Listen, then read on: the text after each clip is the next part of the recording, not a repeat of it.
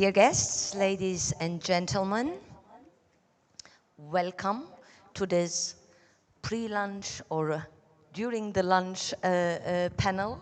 Thank you all for joining us for this. I'm Canan Atılgan from the German Konrad Adenauer Stiftung, and I have the great pleasure to moderate this great panel, which is co-organized by the Center for International Policy Research from Qatar and the German Konrad Adenauer Stiftung. And we will talk about the compelling topic of multilateralism in times of multipolarity. And we have a great panel. Let me briefly introduce our panelists.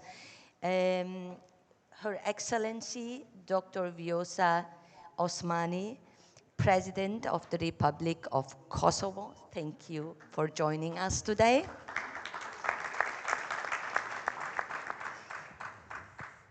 Dr. Majid El Ansari, so he's certainly an influential figure when it comes to Qatar's international policy choices. So he's the advisor to the Prime Minister, the spokesperson for the Ministry of Foreign Affairs, and he is at the same time the head of a think tank. So last but not least, Alexander Radwan, member of the German Bundestag. He is a foreign policy expert, and he's also specialized in international organizations and globalization. Well, I actually want to just very briefly set the scene for our conversation here. The world's geopolitical order obviously has changed significantly over the last years. We have heard this several times yesterday. And the geopolitical order is also continues to evolve rapidly towards a multipolar landscape with several power poles, with new rising powers, making the world a more complex place. Well, so far so good. The problem is obviously that this change, this geopolitical shift, comes along with a decline in multilateralism. So the multilateral institutions and the rules seem to be in retreat. And normally one would say if the number of players in a game increases, then there should be actually a corresponding strengthening of the rules that govern the game, right? But we see an opposite trend. So I think it's correct to talk about the crisis of multilateralism. And this is particularly worrying for smaller and certainly also for middle powers. And this is the focus of our debate. Therefore, I would like first to invite our speakers to share with us their reflections from their country's perspective, and then we would transition into a conversational format. Then, of course, also I would like to bring in comments and questions from the audience. So, I mean, the world has become a very complex place. We have more conflicts than ever, probably. Ukraine, in Western Balkans, things are developing in a worrisome direction, and obviously also the Middle East. So I would like to give you first the floor, Madam President, to share with us your thoughts. Thank you very much, and it's a great pleasure to be back at the Doha Forum and meet fellow leaders, counterparts, experts, and partners, friends, and allies. And I think when we get together in forums like this, we are all reminded that despite of the pessimism that exists right now when it comes to multilateralism, despite of the increased multipolarity in the world, we still hope, coming from a Kosovo that has benefited so much from multilateralism, we still hope that multilateralism, in fact, is going to remain the underlying principles of a rules-based order and an underlying principle of the way how we act with one another and also in a multilateral world. Talking about the perspective that we bring from the Republic of Kosovo, which is a small country, but I think the impact of countries should not be determined by their sheer size, but the story that they can share with the world and also the impact that they can have through these stories. We believe that we absolutely have an important story to tell, and that is that our country has shown that multilateralism actually works. However, our country has also shown back in the 90s that it does take time. Unfortunately, it does take a lot of time and a lot of effort, and often it fails. But when it delivers in the sense of contributing to long-lasting peace, long-lasting stability. And with the peace and the stability also comes the prosperity for your people. The Western Balkans was a part of Europe that unfortunately was plagued by war that was waged by the butcher of the Balkans, Milosevic, who committed crimes against everyone else in that region, just because we were different in ethnicity, with the aim of exterminating everyone else in the region. It started with the wars in Croatia and Slovenia. It moved on with the genocide in Bosnia and Herzegovina, and then again with the genocide in the Republic of Kosovo. But unlike the previous wars, the world had learned when the war in Kosovo started that they needed to act decisively and immediately to stop the intention to exterminate that was very clear in the side of Milosevic. Everyone that you will meet from the delegation of the Republic of Kosovo are people who grew up as children of war. We all grew up as children of war, with war knocking at our doors every single day, with our lives in danger. We saw hell every day. We saw our people that we loved being killed in front of our eyes. There's no single family in my country where they haven't really gone through the worst of the worst, what cannot be explained through words, because it's beyond human imagination, the kind of crimes that were committed. And even as we speak, there are still thousands of missing persons from these wars that are in massive graves in Serbia. Little kids, pregnant women, 25 years after the war, that are still in massive graves in Serbia. And they would not let us go dig these places and bring the bodies of our loved ones back home so that these mothers can have a place where they can lay a flower in the empty grave of their children. I meet these mothers on a weekly basis, so you can imagine how deep the wounds are, because there's been absolutely no justice for all of these horrendous crimes that have been committed against our people. We have the highest number of children killed of any war of former Yugoslavia per capita. So it is always the children that suffer most. And a few months after the war, the international community decisively, all democracies decisively reacted to stop these atrocities. It took a lot of UN General Assembly resolutions. It took a lot of efforts. It took a lot of meetings.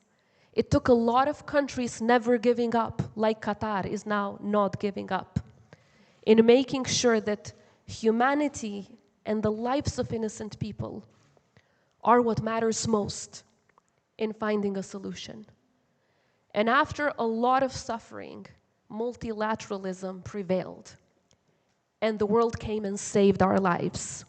And not only saved our lives by stopping the war, but the United Nations actually administered Kosovo for 10 years with the biggest investment in its history, and practically through a process of peace building, not just peacemaking, but also peace building and state building, until 2008, when Kosovo was prepared to declare its independence with the support of the international community.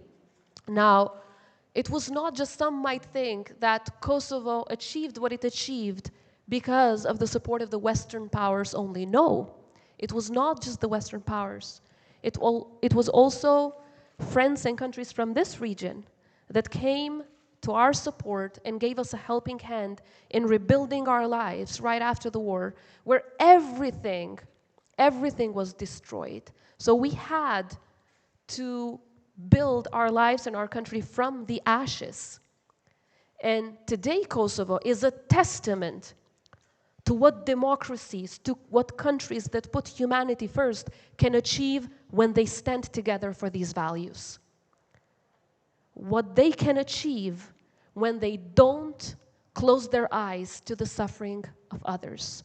So if there's, I think, one example in the world that has shown that when we bring all of our strengths together and leave our differences aside and put lives of innocent people first, that is the example of the Republic of Kosovo. So we should keep hope alive. We should never give up in trying to find a solution that is, of course, acceptable to all. And not just because we're in Qatar, but because from Kosovo, where, of course, the hearts of our people are aching when we see how so many people around the world are still suffering from war. Innocent people are suffering from war. I have to say that we really value the efforts of Qatar in this regard, and just perhaps to encourage you to not give up. And although we are a small country in this regard, we really want to give our share of contribution for peace and security everywhere else in the world. Thank you. Madam President, thank you so much. We will have to get back to you with maybe some challenging questions on the current situation, but thank you for telling us that multilateralism, there is a chance for multilateralism to prevail. With this, I want to hand over to Dr. Majid Al-Ansari. So are you optimistic? Her Excellency, the President ended with hope. And this is where I would like to begin. I think one of the main problems we are facing in the world today is the level of hopelessness around the world. It is hopelessness that drives people to be radical, hopelessness that drives people towards violence, hopelessness that creates a situation where you can never have a lasting peace. And it is through introducing hope to the people who are hopeless, this is where we can get out of the conflicts that we are in right now. And I remember growing up, the issue of Kosovo and the plight of the Kosovoan people was, and a lot of you in the room would remember this, when we were quite young, we lived through the crisis, we felt the crisis, we saw the pictures every day coming out of Kosovo, and all of us cried for our brothers and sisters in Kosovo, and we felt that the international community failed Kosovo. Of course, we share in the optimism of Her Excellency when we talk about the international community, because we need it. We need multilateralism. We need it right now, we need it everywhere. But the problem is, like it was in Kosovo, the international community is slow to move when the need is imminent. And this is where we need to work together, I think, and I can comment on what our able moderator has started with on the issue of moving to multipolarity. What I'm afraid of is that we are not moving towards multipolarity as much as we are moving towards chaos in the international communities. The poles we are talking about today are not in the same level of stability as you've assumed when we had a bipolar world. We are looking at great powers in the world today, all facing their own challenges internally and externally, security challenges, economic challenges, and others, political challenges. We are all facing in the world a leadership challenge that is clearly not an issue of one country or another. It's an issue of the whole world. We have a void, we have a lack of leadership which we need to address, and therefore if we are going towards a period of chaos, then the main victims of this period of chaos will be the small and middle countries, like Kosovo, like Qatar, that will be facing the challenges head-on because they are the most vulnerable. And when we talk about the global order, we must talk about the global powers. Are these global powers today able to bring about peace? Are they able to be vehicles of peace? Or are they, because of the animosity between them, because of the challenges between them, because of the wars that we are seeing in economy and politics and on the military side, they are at times the reason why we have conflict in other places of the world, proxy wars, enabling certain countries to enact these wars. And the mini wars we have everywhere around the world are a result of this global competition over power. So what does that leave? That would leave what one could say that are the middle losers. The middle powers, the small powers of this world, that of no fault of their own, find themselves in the middle of conflict. Like Kosovo found itself in that position, like Qatar found itself in that position at one point. And you can link all of these to a proper global power challenge at that point that created or enabled or allowed this crisis to go on. And when we talk about these conflicts, the problem is that the international community, the way it has, the solution it has through the current mechanisms that are not always able mechanisms, is basically just to freeze the conflict. We have so many frozen conflicts right now around the world that you feel that at one point the whole world will ignite in conflict as a result of the magnitude of frozen conflicts around the world.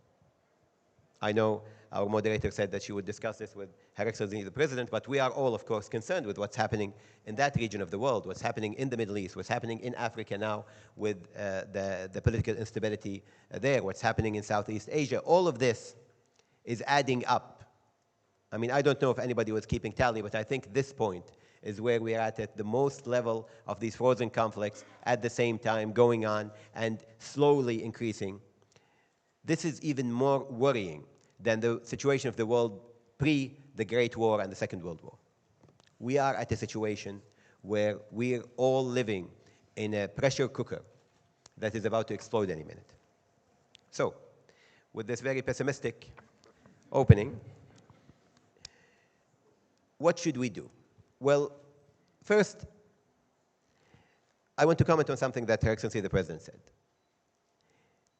As she said, this is the generation now that is in leadership, that were children of war.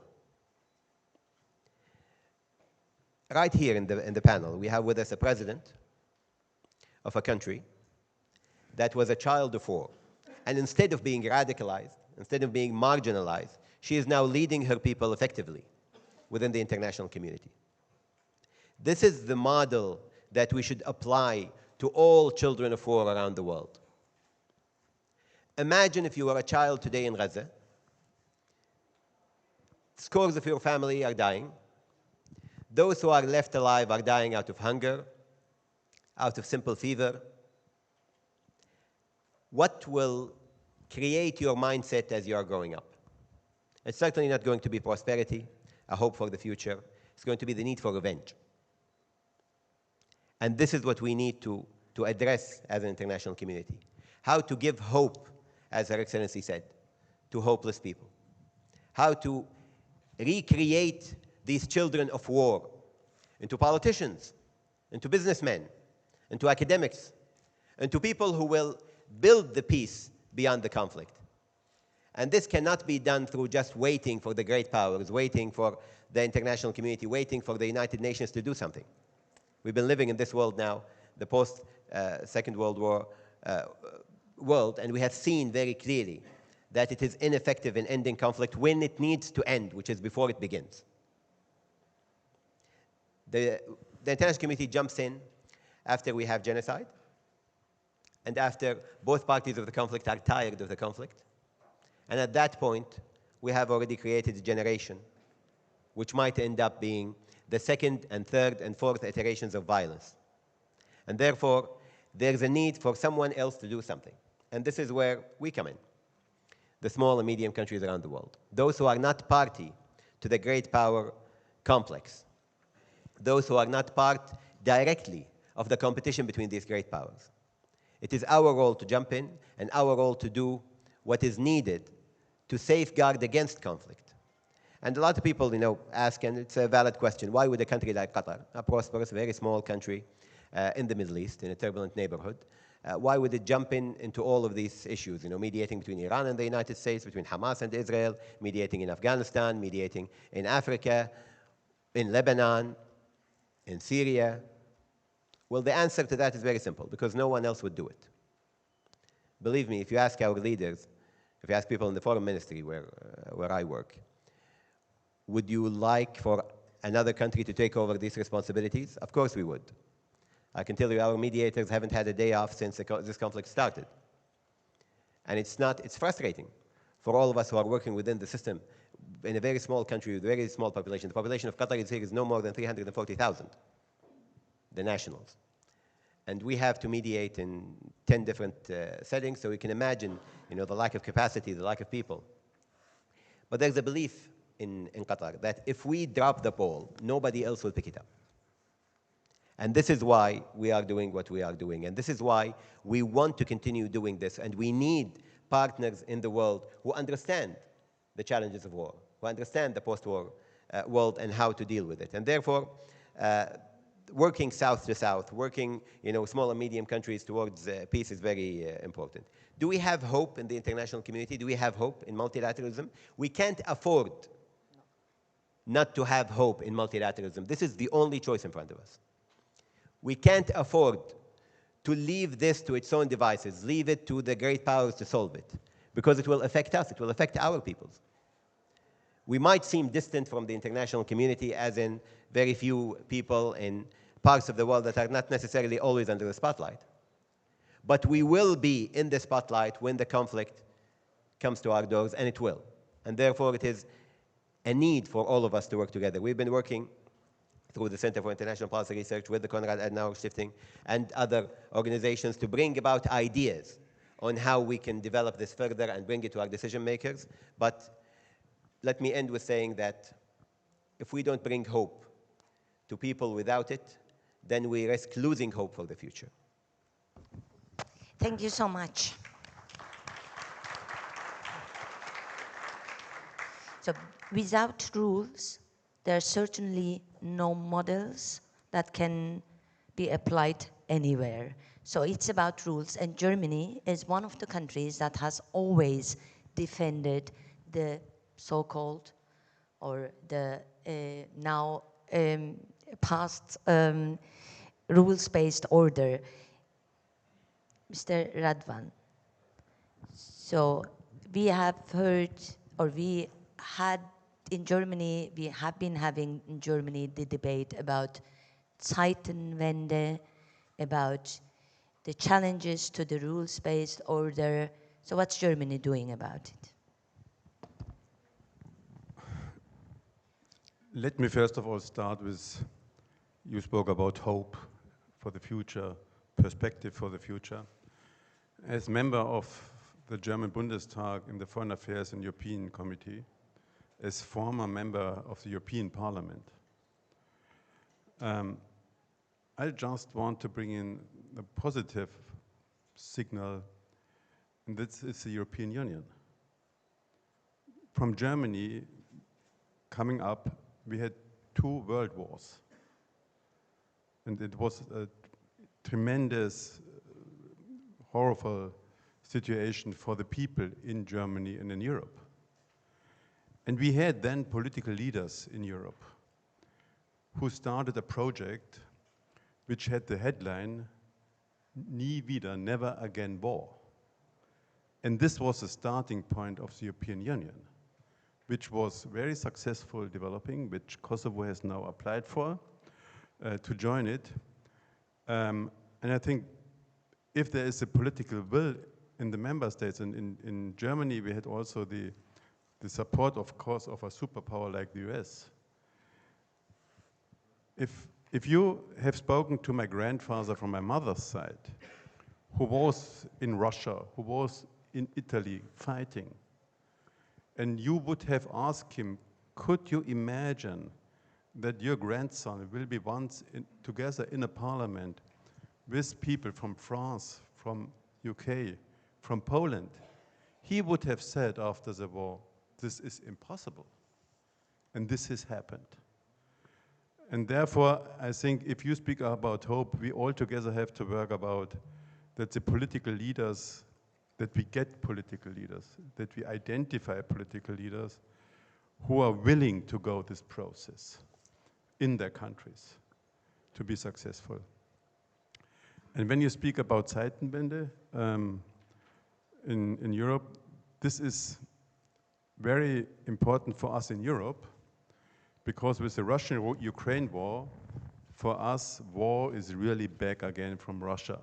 I know in Serbia there are still proxies, they are still involved, but this is back.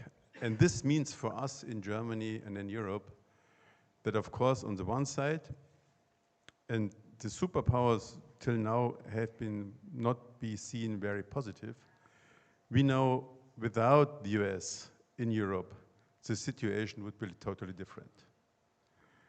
And therefore, we are glad that we have the US in Europe on our side. But we know also, because now we have Gaza, you have mentioned the situations in Asia countries, so much conflicts are coming up that we have to raise our self-responsibility in Germany and Europe. At the end, we have to be responsible about the security on our continent. But then we have to develop it further and to have then the right priorities. And this is also the question for superpowers. I don't think that the US is able in the future, if you look at all the things coming up, to be everywhere on the world. This is at the end impossible. So Europe has to get a more prominent role in this development, to be responsible, to help to get a peaceful surrounding. And there, of course, here the region is very important for us because you are our neighbors. You are not the neighbor to China, you are not the neighbor to US or Canada, you are our neighbor. So this, what happens here, can or will influence also our situation. When we saw the discussion about the UN resolutions, which we were applying for because of the Russian-Ukraine war, we saw how difficult it was because the countries at the end had their own agenda, had their own priorities. For example, on economic, on energy reasons, of supporting them with weapons. We heard all the arguments coming up from South Africa, from India, and worldwide, important countries who on the one side want to have good relations with us, but at the end they say we also want to have good relations with Russia. And I think now the United Nations for a rule-based worldwide order is in a critical situation because what's happening now, the UN can prove that we have at the end the same minimum principles or not. And this is what we are facing now.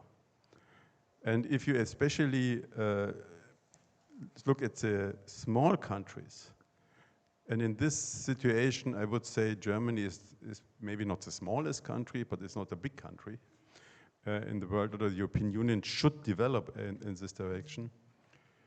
Not to become a playing ball between the big countries. We should insist that a minimum of rules and principle are respected. Otherwise, everyone would argue only in his sense, and if there is war or terrorism or anything else, they would accept it if it helps them. So if you want to get out of this game between the big countries, we small countries, a medium-sized country in multilateralism, should work on a rule-based order worldwide to secure ourselves against them. But just as a follow-up question, Mr. Radvan, I want to ask you this. What does this new geopolitical order do with the EU? I mean, you have correctly said that European Union initially was a peace project. Then it has become an economic project, I would say. And now we are watching as the EU is or has the ambition to become a geopolitical project. So, I mean, the EU itself is very much affected by the changes that we are witnessing worldwide. What does that, I mean, what's your take on EU's future? We have to work, first of all, that the EU is still a successful project. And this is not very easy. On the one side, we have now, I think now 9 countries who applied for becoming member of the European Union. On the other side, we see in Europe that the first big country left the European Union with the United Kingdom. And next year, I think on the 9th of June, we have the elections to the European Parliament. And we are seeing that more and more parties who oppose the European Union getting more successful. So we have to lead this project for the people in Europe that they see, and at the end they vote for it, that Europe is successful.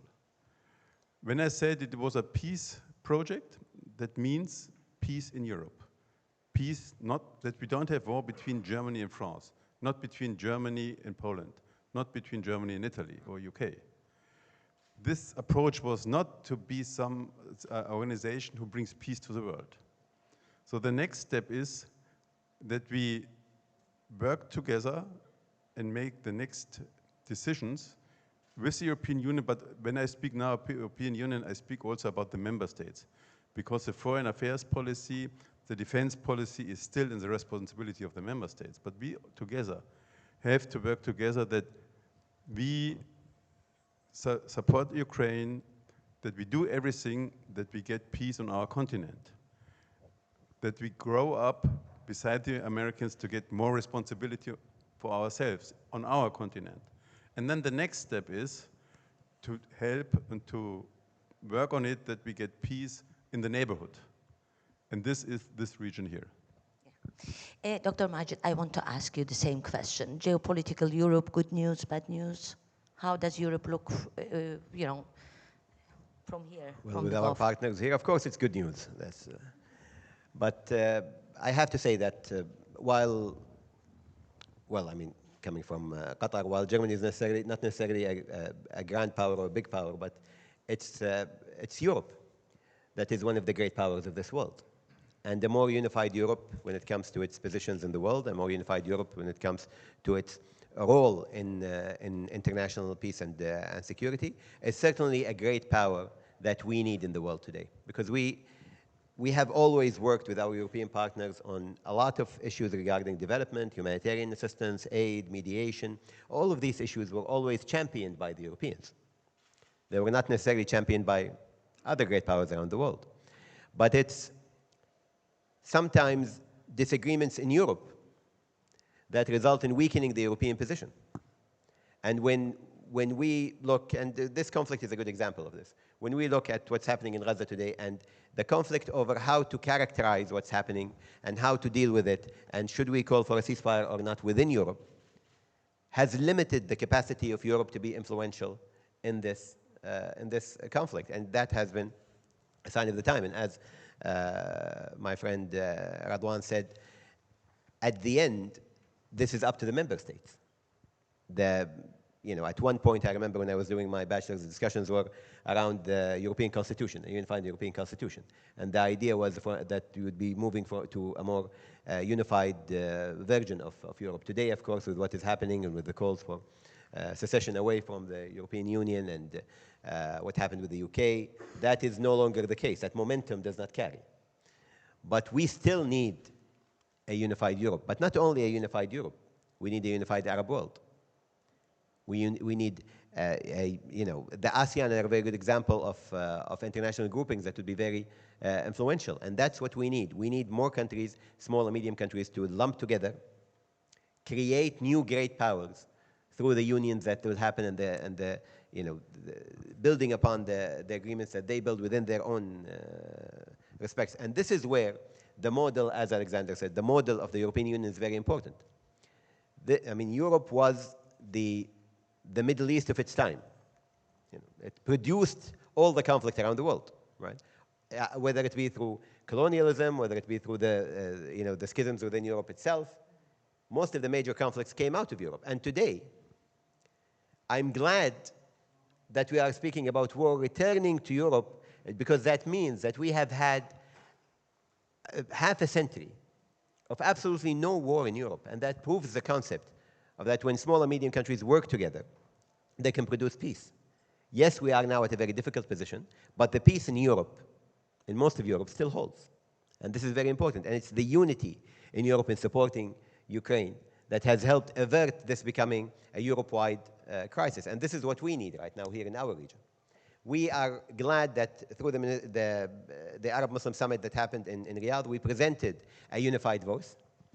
Through the work of the ministerial committee that is roaming the world today, we present a unified voice from at least the Arab and Muslim world. And we need to see more of that happening in order for us to be able to say to the world that there are great powers in solidarity when we stand together. And when we are divided, this is where the global power competition utilizes us as pawns on the chessboard.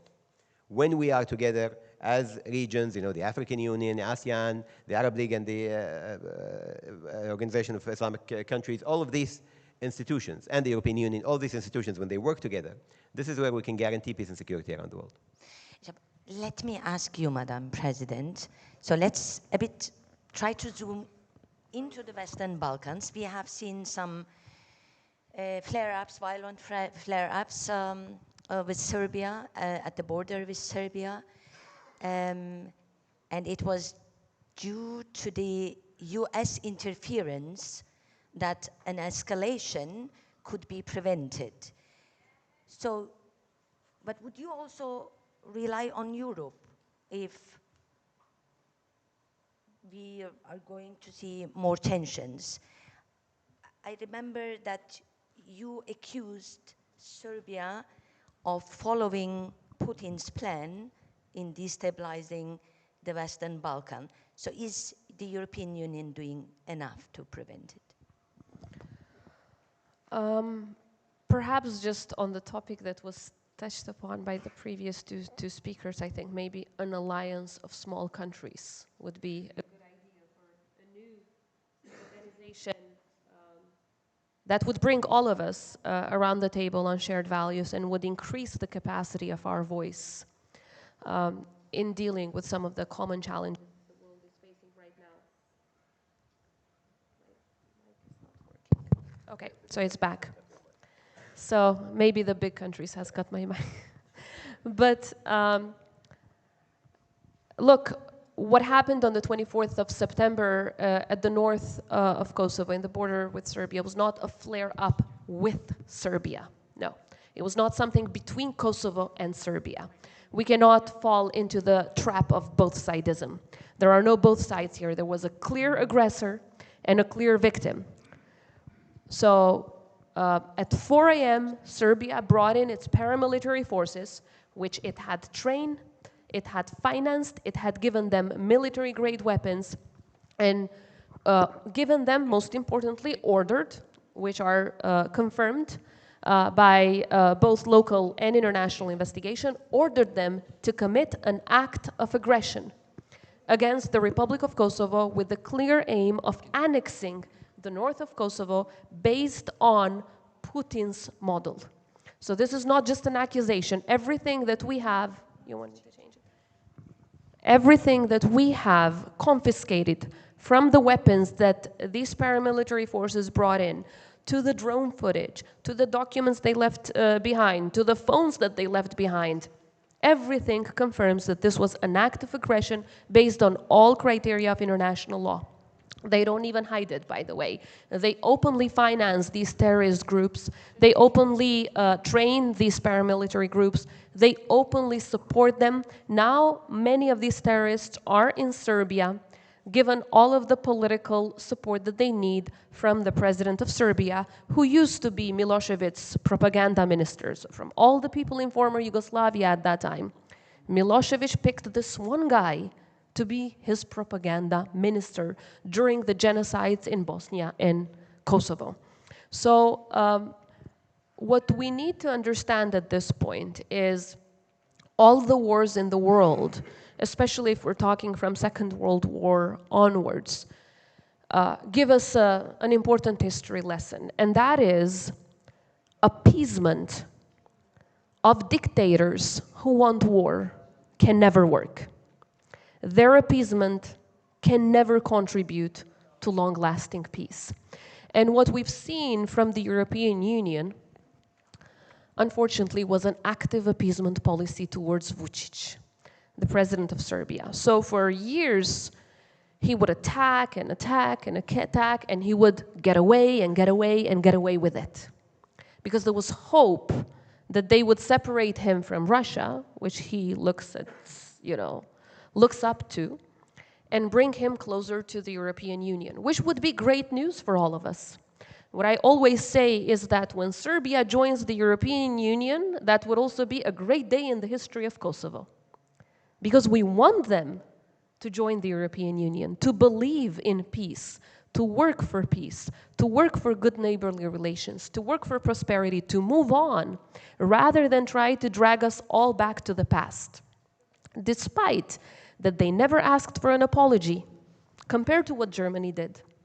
They never delivered justice by putting perpetrators behind bars, which is the opposite of what was done in Germany. But we nevertheless extended a hand of cooperation, always knowing that despite of everything that we had to go through, we need to make sure that our children and everybody's children never have to go through what we had to go through. And for that purpose, we need to understand that the underlying principle of peace is not revenge. The underlying principle of peace is justice, not revenge, not hate. It's justice. So this is what we've been trying to promote as the Republic of Kosovo, by promoting dialogue as the only way through which we can resolve any dispute, by committing to that dialogue. And today, just to give you an example, in that table of the dialogue that is led by the European Union, on one side you have the president of Serbia, who used to be, as I said, Milosevic's minister of propaganda, and on the other side you have the prime minister of Kosovo, who was a war prisoner, who was tortured, almost tortured to death, by the exact same people with whom he's sitting down on the table right now. But he does it nevertheless, sits down on the table, being the only constructive party in that table, leaving the pain behind for the sake of future generations, so that no one has to go through those tortures and pain that he had to go through and that thousands in Kosovo had to go through. But despite of all of this constructiveness, Serbia resorted to violence. Now, on the 24th of September, we saw the support of the entire international community. So I would say both the European Union as well as NATO members like the United States, Turkey, and other countries made sure that they support us in protecting our border from Serbia. Can they do more? Yes, but I would say it has to go beyond securing the borders. It's about understanding that an active appeasement policy towards those who want to resort to violence rather than to peace and dialogue is not going to work. And we're working closely with the European Union, the United States, and all partners around the world to make sure that we, of course, protect security, stability, and peace, which are hard-won in our region. But at the same time, we move towards membership in the EU, because I would agree, in fact, I think it's the most important peace project in the history of humankind when we're talking about the European Union. And I also think it's already a geopolitical project. It already is. I don't think there's a question about it. And especially the war in Ukraine has shown that it's already a geopolitical and geostrategic project. And when we're talking about membership of these 9 countries that have applied, including Kosovo, I hope that more and more countries, like Germany does, will argue in favor of our membership, because it's not just in our interest. It's also in the geostrategic interest of the EU itself to make sure that countries of the Western Balkans join, that Ukraine, Moldova, and Georgia, and those others that have applied also join, for the sake of what is the dream of all of us, a Europe whole, free, and at peace. Great, thank you. So obviously there are cases where multilateralism works, where European unity works. But there are also cases where they do not work. So we have just a couple of minutes left, and I want to give you the chance to comment or to ask questions. The gentleman over here, Kim as second, and the third word from the front, and then I would hand over back to the panel. Thank you very much for a very interesting panel. Hi, my question is to Alexander Radwan. So we talked about multilateralism, we talked about international order, and of course it's an international order that I hope we all agree ought to be based on the rule of law and of course human rights. And Germany has been, very generous in supporting different organizations, promoting human rights in different parts of the world. Linking this to this particular panel, but also to the overall crisis that we're in.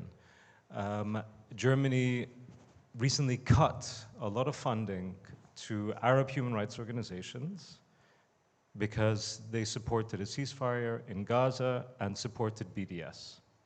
BDS being a nonviolent strategy vis-a-vis the Israeli occupation. One can agree or disagree with BDS, that's not my issue. My issue is that how are we really going to move forward on any multilateral effort, any support for international order and human rights when this sort of approach is taken? I'm thinking in particular of one group in Egypt that was moving forward on a program about human trafficking, and its funding was pulled because its director supported BDS and a ceasefire. And I'm not sure what your position is on this, but perhaps you could elaborate to us about how is this understood within the context of German society at the moment? Thank you. Kim. Thanks. Kim Dozier, CNN analyst. My question is for Dr. Majid. You had said that we're living in a pressure cooker about to explode, and then spoke about how the UN no longer seems to be working as a safety valve to release that pressure, and you as a small, medium country are having to step in. Is this not perhaps a sign of progress that a regional country is one of the leading authorities on dealing with a regional conflict? Isn't that supposed to be the way it goes? Or does this mean that the UN is only good for when the major powers aren't having a conflict over a conflict? Thank you. Mazen Dawla, strategy consultant. And my question is whether it's small or large, multilateral or not, it's about the underlying values, just like what the gentleman mentioned. And what we have seen, frankly, as a Palestinian here in Qatar, what we have seen after Gaza is that, the liberals of the West, Germany, France, the US, the Biden, are actually more of racist Islamophobes than they're really committed to those underlying values on which the international law was based. So it's not about, the form of how countries work, but if they don't abide by those laws, only when it's in Europe you're going to apply them, or within the US, then what value do they have? Thank you. So we have only 3 minutes to go, so 1 minute for each. This is maybe good news in the face of these difficult questions. Mr. Radwan, would you like to start?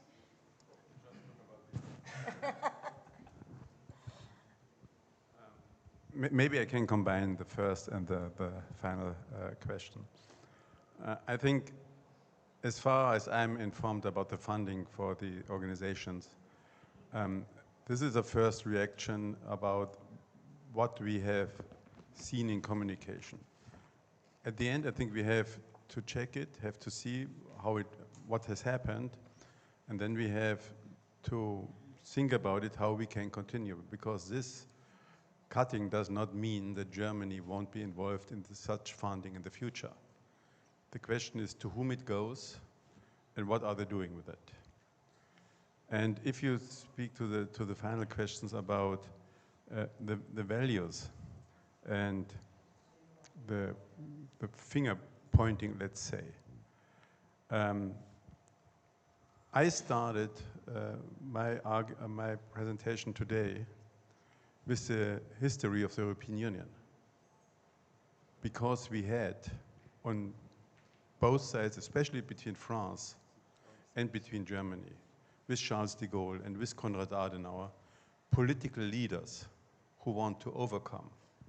They did not start this project in Europe with finger pointing, and the French people, the French president had a lot of arguments to point on Germany. They started, we don't want peace on this continent. And I think to be successful, maybe if this is a model, maybe also for this region that you have to judge, I cannot judge it, then we should look for political leaders here. And there's Qatar, an important country, because you know both sides, you know the structure very well, where they are, and then the European Union, the member states, America, of course, maybe China, can then start a project and a dialogue with these people. But as far as you have people in power who are not interested, this won't be successful. Thank you. Dr. Majid. Thank you. Is it a sign of progress? Yes, when it happens in a healthy environment. But when it is the result of a lack of leadership in the world, when it's the result of infighting in the UN, when it's the result of increased conflict around the world, it's not a sign of progress. Progress for humanity is less conflict. You know, we all see these utopian novels about the future where you have zero conflict, zero war, zero. We're not heading in that trajectory. We're heading in the trajectory of chaos, as I was speaking, and this is why you have countries like Qatar forced into these positions. I mean, I know that we like to speak of our role as something we believe in. We have it in our constitution. The word mediation is there in our constitution when it comes to our foreign policy. But this is a result of this situation which we are living in, the conflicts, the unending conflicts that we are living in. And this ties, you know, to what Alexander was saying regarding values. Our problem now is not with the existence of values, it's the application of these values. We all say the same things, even those who we completely disagree with. When you sit down with them on the table, they will reiterate the same things that was said before. But what we need is to look at this application of values and to apply them without an eye for race, religion, power, size. This is how you get out of it. And let me just end with this, and I want to give Her Excellency some time. But today we're celebrating the fact that we have a child of war, a daughter of war, leading her own country on the panel today. My hope is that we return when both of us are retired in the audience and we see a Palestinian child of war leading their own country on this panel. Let me just join you in that, in sharing that hope and say this. We argue that the underlying values should really apply for all and not depend on the country, on the territory, on the place where you live, on the race that you belong to, on the ethnicity or the religion and faith that you belong to. But at the same time, what we have learned throughout our most dark times and dark hours is that our greatest power lies in our partnerships. We need friends, we need allies. So perhaps I can close by calling for more alliances, more friendships that stand at the bedrock of these underlying values. Right. So let me try to summarize my takeaway from this session. We don't lose our hopes. Multilateralism is not dead yet. And where it's not working, there is the Qatari model of minilateralism, which has proven very effective and which should be supported. And with this, I want to thank all the panelists. Thank you very much. And thank you all for your patience. Have a good afternoon.